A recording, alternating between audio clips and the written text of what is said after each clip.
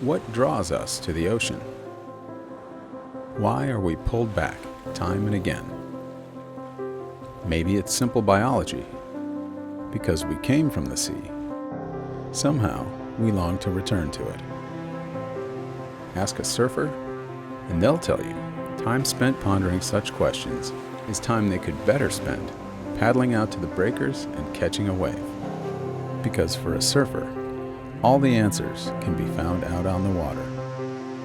Which is why every morning a surfer looks at the weather, checks the tides, and listens for the swell, so they can answer that one question that really matters.